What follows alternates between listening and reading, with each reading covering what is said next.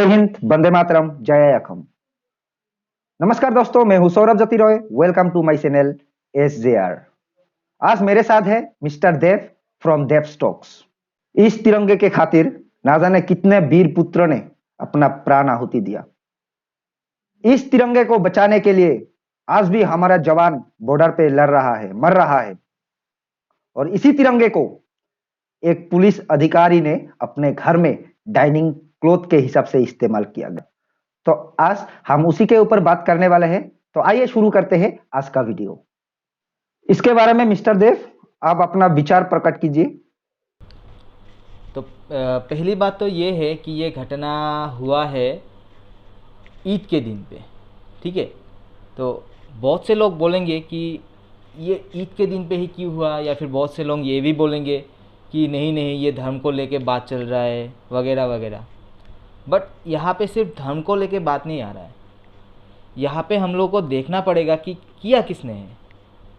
क्योंकि उसी धर्म के कई लोग हैं जिन्होंने इस देश के लिए बहुत सारे काम किए हैं, इस देश को बहुत कुछ दिया है। सबसे पहले ही नाम आता है हम लोग का जो राष्ट्रपति थे, पूर्व राष्ट्रपति APJ अब्दुल कलाम। वो भी उसी धर्म के थे। बट उनके बारे में तो आज तक कोई किसी ने कुछ बुरा नहीं बोला, उनके कोई हेटर्स नहीं है। इतना कि भारत के बाहर उनके बस आने के वजह से उस दिन को साइंस डे घोषित किया गया है एक देश में। तो अब हम लोग को देखना पड़ेगा कि ये एक्चुअली यहाँ पे माजरा क्या है। तो यहाँ पे जिसने किया है वो ऑब्वियसली एक मुसलमान ही है, और उसने किया है ईद के दिन पे ही। बट इसमें ना तो दूसरे मुसलमानों का कोई दोष है, ना ही उस दिन का दोष है, और ना ही त्यौहार का दोष है। यहाँ पे दोष है उस इंसान का और उसके मानसिकता का। अब बात ये आ जाता है कि हम लोग का जो देश है, भारत देश, वहाँ पे कितने ही धर्म, कितने ही जाति, कितने ही संप्रदाय एक साथ रहते हैं, एक साथ मिलजुल के रहते हैं। और इसके बहुत सारे एग्जाम्पल हर जगह पे मिलेगा। आप कहीं पे भी चले जाओ, कुछ जगह ऐसा है देश में जहाँ पे इसका एकदम उल्टा है। ये मैं भी मानता हूँ, क्योंकि वहाँ पे ऐसी घटनाएं होती रहती है। और अगर मैं बोलने जाऊँ तो ये घटना जो टेंगनापारा में हुआ है, ये जो घटना जहाँ पे राष्ट्रध्वज को एक डाइनिंग टेबल की तरह यूज़ किया गया है, उस आदमी का मानसिकता और उन जगहों में जो लोग रहते हैं उनका मानसिकता एकदम सेम है। मतलब उन लोगों को दूसरे के साथ मिलकर रहने में कोई उनको रुचि नहीं है।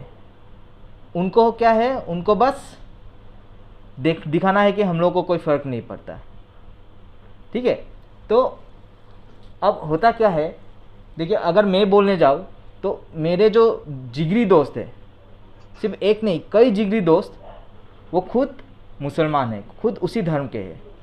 बट उनके और मेरे बीच तो आज तक कोई ऐसा मनमुटाव नहीं हुआ है, ना तो उनके साथ हुआ है, ना उनके घर वालों के साथ। उल्टा उनके घर वाले मुझे अपने फैमिली की तरह मानते हैं। जब भी उन लोग के घर में कोई त्यौहार होता है, कोई ईद होता है, कोई शादी होता है, कुछ भी होता है, बर्थडे समझ लीजिए घर के किसी बच्चे का हुआ, हमेशा मुझे इन्विटेशन रहता ही है और मुझे जाना ही पड़ता है। उल्टा मैं ना जाऊँ तो वो लोग बुरा मानते हैं।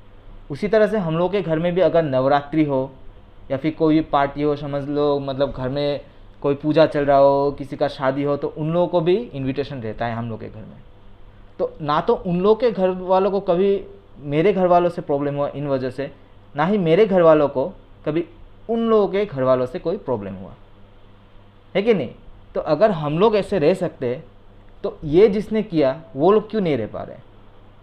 क्योंकि ये लोग एक्चुअली भारत देश को अपना देश नहीं समझते हैं, ठीक है। मैं फिर से बोल रहा हूँ, स्पेसिफिकली ये जो लोग, जिन लोगों ने ये काम किया है, ठीक है, लगभग 6 जनों को, ठीक है, वो रहीम अली को इंक्लूडिंग रहीम अली, 6 जनों को गिरफ्तार किया गया है इसी आधार पे, उनको थाने ले जाया गया है। तो इन 6 लोगों ने या फिर इनके फैमिली ने जो किया है, ये सिर्फ वही कर सकते हैं जो हम लोग के देश के नहीं है, या फिर हम लोग के देश को अपना देश नहीं मानते हैं।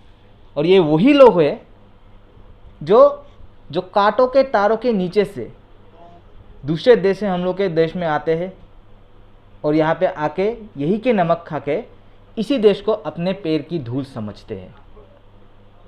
ये वही लोग हैं जो एनआरसी में इस देश के करप्शन का फ़ायदा उठा के अपना नाम इंक्लूड करके बाद में मिठाई बांटते हैं।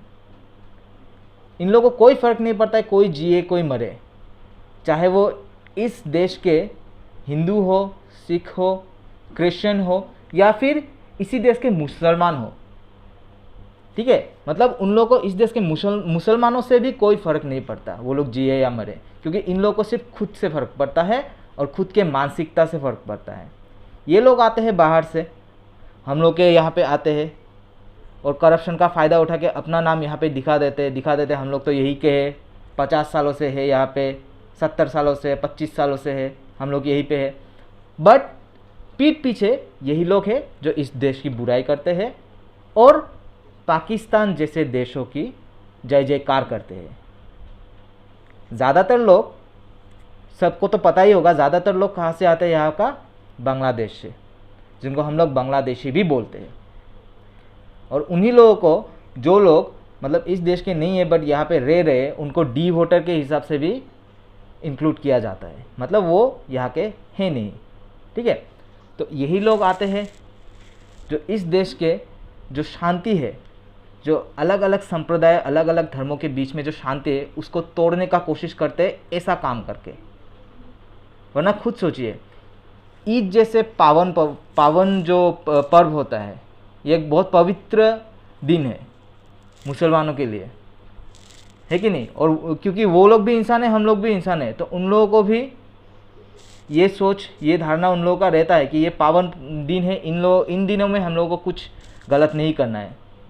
तो ऐसे दिन में, ईद के दिन में, ये लोग ना सिर्फ उस ध्वज को, जो इस देश की सम्मान है, ठीक है, इस देश की सम्मान है, उसको डाइनिंग क्लॉथ के हिसाब से वो लोग यूज़ करते हैं। और सिर्फ इतना ही नहीं, चलो कर लिया भाई, किसी को थोड़ी पता चलता, तुम लोगों ने कर लिया, है कि नहीं। गलत तो तुम लोगों ने किया ही है कि नहीं। गलत तो तुम लोगों ने किया ही है, क्योंकि तुम लोगों का मानसिकता ही वही है, क्योंकि तुम लोगों ने वो किया। बट फिर उसको फ़ोटो उठा के, वीडियो करके सोशल मीडिया में भी डालते हैं, जैसे कि उन लोगों को कोई फ़र्क ही नहीं पड़ता है। मतलब गलत भी किया और उसका मतलब वो बोलते हैं ना, प्रचार भी किया। एक कहावत है ही, उल्टा चोर कोतवाल को डांटे, यही बात हुआ है। तो ये लोग यहाँ पे आए हैं सिर्फ अपना देखने के लिए, सिर्फ उन लोगों का, सिर्फ उन देशों का समर्थन करने के लिए जो हमारे देश से, हमारे भारत देश से मनमुटाव रखते हैं, जैसे पाकिस्तान, और उन बातों को लेके यहाँ पे हम लोग का शांति भंग करने के लिए।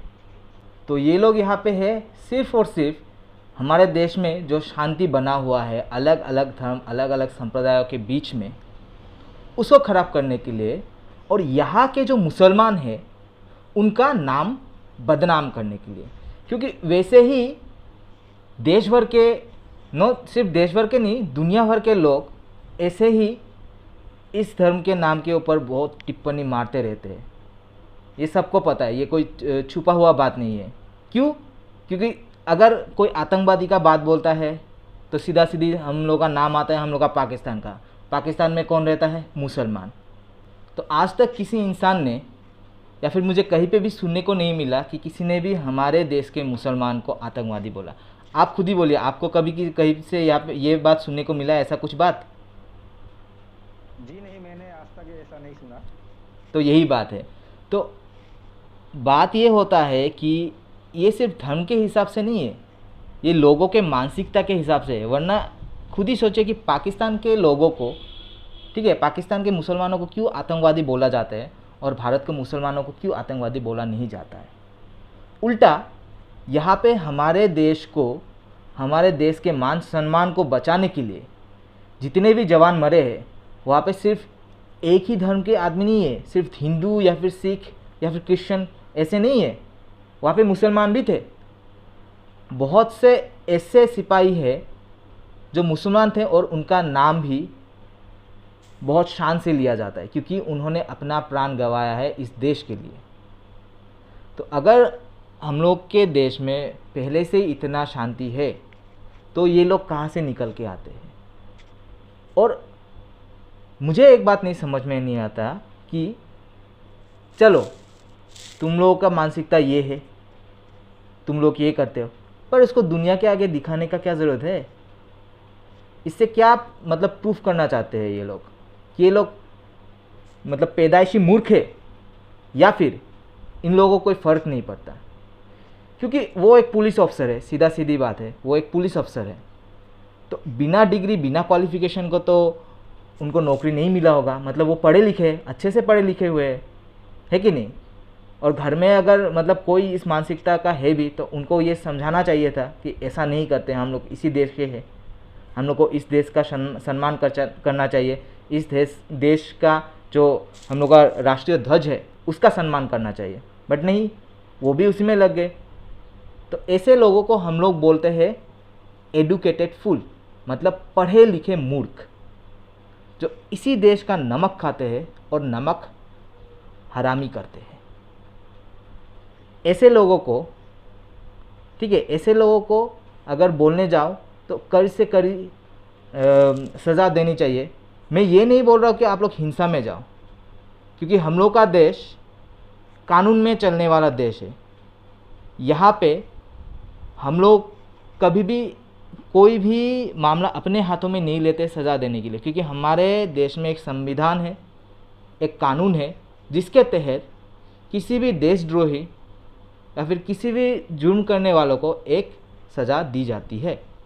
तो उसी तरह से इन्होंने जो काम किया, इन 6 जनों ने जो काम किया, इनके ऊपर मेरे हिसाब से कड़ी कार्रवाई होनी चाहिए और उसके हिसाब से अदालत को, कानून को इनको सज़ा देनी चाहिए। और मैं तो बोलता हूँ इन्होंने जो काम किया, ठीक है, इन्होंने जो काम किया, लोगों की मानसिकता इतनी आसानी से चेंज नहीं होती है। चेंज सिर्फ उन्हीं का होता है जो पहले से ऐसे नहीं थे। जो पहले से ही ऐसे हैं उन लोगों का चेंज नहीं होता, क्योंकि वो वैसा ही रहते हैं, जितना मेरा मानना है, ठीक है। तो इनको अगर मैं बोलूँ तो इनको तो इस नौकरी में रखना ही नहीं चाहिए, उनको हटा देना चाहिए इस नौकरी से, क्योंकि ये नौकरी जो है ये हमारे देश को, हमारे देश के सम्मान को बचाने के लिए किया जाता है। तो ऐसे नौकरी में ऐसे लोगों का कोई जगह नहीं है। देश में रहे वो डी वोटर के हिसाब से ही रहे, बट ऐसे नौकरी के लिए उनका जगह नहीं है। मेरे हिसाब से मैं यही बोलना चाहूँगा। और मैंने जब ये देखा था, फेसबुक में देखा था, इसके ऊपर पोस्ट देखा था, तो वहाँ पे कुछ लोगों ने बहुत मतलब बुरा बुरा बोला था, ठीक है, only because he was a मुसलमान। बहुतों ने बोला था कि हाँ तुम लोग तो ऐसा ही करते हो, हाँ ऐसा ही बोलते हो। तो भाई ऐसा मत बोलो। तुम लोग क्यों अपने मतलब तुम लोग अपने हेट को क्यों दिखा रहे हो, या फिर तुम लोग हेट ही क्यों कर रहे हो? दिखाना छोड़ो, तुम लोग हेट ही क्यों कर रहे हो भाई? सिर्फ एक आदमी ने ऐसा किया तो उसके वजह से तुम पूरे कौम को तो तुम लोग गाली नहीं दे सकते हो, पूरे संप्रदाय को गाली नहीं दे सकते हो। ये तो गलत बात है ना, ये तो गलत बात है। एक के लिए पूरा कौम को गाली देना, ये तो गलत बात है। हाँ, क्योंकि वो हर धर्म में कोई ना कोई ऐसा रहता ही है जो गलत काम करता है, ऐसा गलत काम करता है। हम लोग के धर्म में भी है, क्रिश्चियन में भी है, कहीं ना कहीं पे हर एक में एक एक रहता ही है। बट उसके लिए पूरे कौम को, पूरे संप्रदाय को, पूरे धर्म को गाली देना वो सही नहीं है, क्योंकि हर धर्म एक ही बात सिखाता है, वो है प्यार, शांति, अहिंसा और ऑनेस्टी। आप कोई भी धर्म का जो धर्म ग्रंथ होता है, चाहे बाइबल ले लो, कुरान ले लो, भगवत गीता ले लो, कुछ भी ले लो, हर जगह में आपको एक ही बात मिलेगा, हमें शांति से रहना है, जीने दो और जियो, जियो और जीने दो, और आपस में शांति बना के रखो। कोई भी जुर्म मत करो, किसी के बारे में बुरा मत बोलो, किसी के बारे में बुरा मत सुनो, यही बोला जाता है हर ग्रंथ में। तो मैं उन लोगों को जो सिर्फ इस न्यूज़ के आधार में कि एक इंसान ने ऐसा किया, हमारे राष्ट्रीय ध्वज का अपमान किया, इसको लेके उस इंसान से रिलेटेड उस संप्रदाय के दूसरे लोगों से हेट मत करो। मैं सिर्फ यही बोलना चाहता हूँ, क्योंकि वहाँ पे मैंने कमेंट में बहुत सारा चीज़ ऐसा देखा था। तो दोस्तों, मैं आप लोगों को एक ही विनती करना चाहता हूं कि आप लोग हमारे राष्ट्रीय ध्वज को सम्मान दीजिए, क्योंकि इस राष्ट्रीय ध्वज के लिए बहुतों ने अपने प्राण तक आहुति दिया है। क्योंकि हमारा देश शांतिपूर्ण देश है, एकता ही हमारा धर्म है, एकता ही हमारा क्रम है। वतन वालों वतन ना बेच देना, ये धरती ये गगन ना बेच देना, शहीदों ने जान दी है इस वतन के वास्ते, शहीदों का कफन ना बेच देना। तो आज इसी के साथ हमारा वीडियो खत्म करने जा रहा हूं। मैं धन्यवाद देना चाहता हूं मिस्टर देव को कि उन्होंने मेरे साथ दिया। और आप लोगों को भी एक बात कहना चाहता हूं कि मिस्टर देव स्टॉक्स जो चैनल है उनका, आप लोग उनके चैनल पे जाइए, सब्सक्राइब कीजिए, लाइक कीजिए, कमेंट कीजिए। वहाँ पे आप लोगों को बहुत सारा इंफॉर्मेटिव वीडियो मिलेगा। Thank you. And subscribe this channel also, SJR Saurabh Jyoti Roy. He is a very good YouTuber, very informative. आप लोगों को इनके चैनल में भी बहुत अच्छे अच्छे वीडियोस मिलेंगे फ्यूचर में भी, और आगे के जो वीडियो है उन लोगों को भी चेकआउट ज़रूर कीजिएगा इनका चैनल का, अच्छे अच्छे है। बाय बाय, जय हिंद, वंदे मातरम, जय आई असम।